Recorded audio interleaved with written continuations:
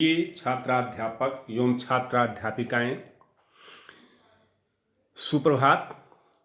आज हम लोग राष्ट्रीय एकता के बारे में चर्चा करेंगे। बीएड सेकेंड ईयर में राष्ट्रीय एवं अंतर्राष्ट्रीय अवबोध आपके कोर्स में है, उस पर चर्चा होगी।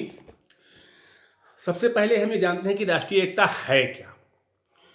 वास्तव में राष्ट्रीय एकता किसी राष्ट्र के सभी व्यक्तियों में हम की भावना का होना है। जो उस राष्ट्र में रहते हैं उसमें हम की भावना हो। जब किसी राष्ट्र के सभी नागरिक किसी भी आधार पर भावात्मक एकता का अनुभव करते हैं और राष्ट्र हित के आगे अपने सामूहिक एवं वैयक्तिक हितों का त्याग करते हैं, तब हम ये कहते हैं कि इस राष्ट्र में राष्ट्रीय एकता है। निश्चित तौर पर वो देश उन्नत करता है, वो देश विकास करता है जिस देश में राष्ट्रीय एकता होती है। राष्ट्रीय एकता किसी भी राष्ट्र का मुख्य तत्व होता है। बिना इसके राष्ट्र की कल्पना नहीं की जा सकती है और राष्ट्रीय एकता के अभाव में कोई भी राष्ट्र बहुत दिनों तक जीवित नहीं रह सकता है। अब यहां प्रश्न एक ये उठता है कि वास्तव में राष्ट्रीय एकता है क्या। सामान्य तौर पर हम लोग देश, राज्य और राष्ट्र शब्दों का प्रयोग पर्यायवाची के रूप में करते हैं, किंतु ये तीनों संप्रत्यय भिन्न भिन्न हैं। तीनों का अर्थ अलग अलग है।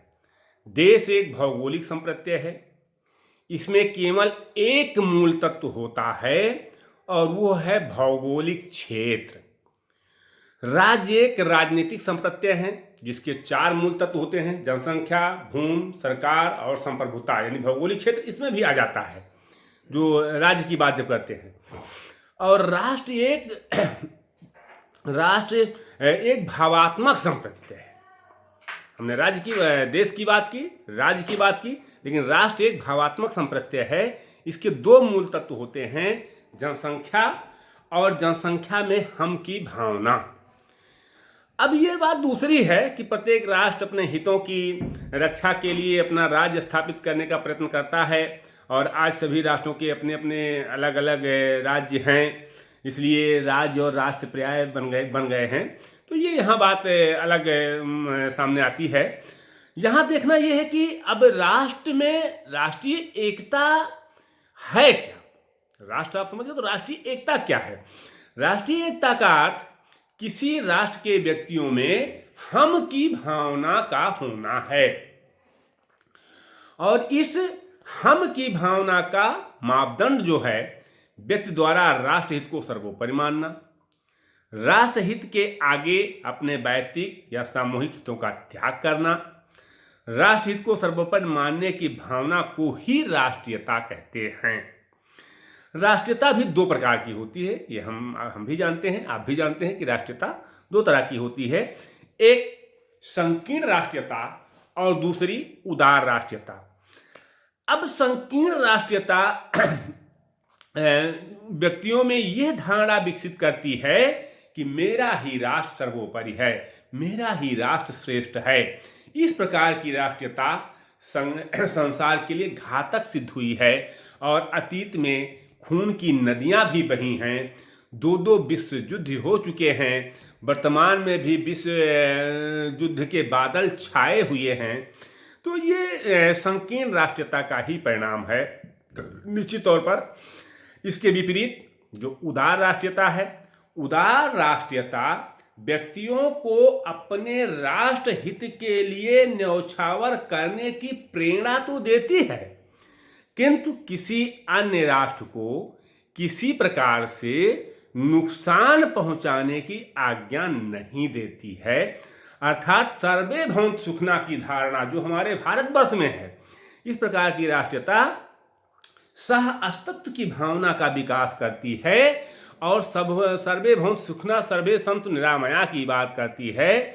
हमारी स्थिति अगर न दैन्यम न पलायनम, जो हमारी भारतीय संस्कृति है कि ना दीनता स्वीकार है और ना भागना। तो कहने का आशय यहाँ यह है कि राष्ट्रीय एकता एक ऐसी चीज होती है जो व्यक्तियों में हम की भावना उत्पन्न करती है और देश के लिए मर मिटने का प्रेरणा तो देती है, लेकिन किसी पर अनाधिकृत रूप से आक्रमण करने की आज्ञा नहीं देती है। राष्ट्रीय एकता एक ऐसी समस्या है आज जिसे सभ्य राष्ट्र के रूप में हमारे अस्तित्व का घनिष्ठ संबंध है। अब आज राष्ट्रीय एकता कैसे समस्या बन गई है, राष्ट्रीय एकता के सामने क्या समस्या उत्पन्न हो गई है, इसका महत्व क्या है? तो राष्ट्रीय एकता विदेशी शक्तियों एवं आंतरिक झगड़ों से उत्पन्न संकट का निराकरण करने के लिए इसकी आवश्यकता है। विघटनकारी शक्तियों का दमन करके शांतिपूर्ण वातावरण तैयार करने के लिए राष्ट्रीय एकता की आवश्यकता है। राष्ट्र की स्वाधीनता, सम्मान और हितों की रक्षा के लिए राष्ट्रीय एकता की आवश्यकता है। राष्ट्र की संस्कृति का संरक्षण और हस्तांतरण के लिए भी राष्ट्रीय एकता की आवश्यकता है। सामाजिक कुरीतियों, अंधविश्वासों, रीति रिवाजों और विभिन्न प्रकार की असमानताओं को दूर करके समाज के लोगों के जीवन स्तर को सुधारने के लिए तथा उचित वातावरण का निर्माण करने के लिए भी राष्ट्रीय एकता की आवश्यकता है। क्यों आवश्यकता है, हम इसी पे चर्चा कर रहे हैं कि आज राष्ट्रीय एकता की आवश्यकता क्यों महसूस की जा रही है। वर्ग विभेद को समाप्त करने के लिए, शोषण का अंत करने के लिए, आर्थिक विषमताओं को दूर करने के लिए, राष्ट्र की औद्योगिक प्रगति के लिए राष्ट्रीय एकता की आवश्यकता है। भाषिक उन्मत्तता से दूर रहने, भाषिक एकता स्थापित करने और राष्ट्रभाषा का विकास करने के लिए भी राष्ट्रीय एकता की आवश्यकता आज महसूस की जा रही है। राष्ट्र के सभी उप संस्कृतियों के सहयोग से एक सामान्य राष्ट्र की संस्कृति के विकास के लिए राष्ट्रीय एकता की आवश्यकता है।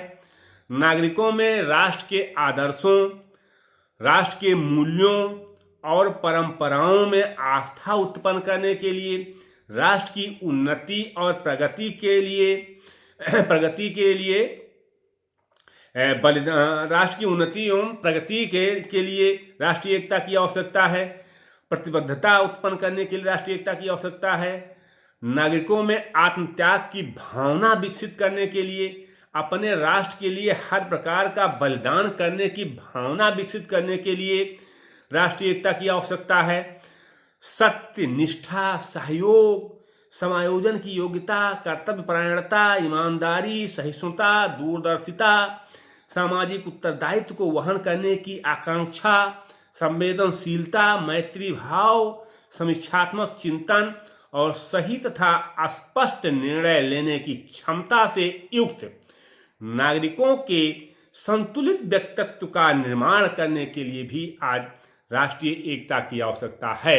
निश्चित तौर पर अगर हमको योग्य नागरिक उत्पन्न करना है, अगर हमको देश को चतुर्दिक विकास के रास्ते पर ले जाना है, तो निश्चित तौर पर हमें राष्ट्रीय एकता स्थापित करनी होगी।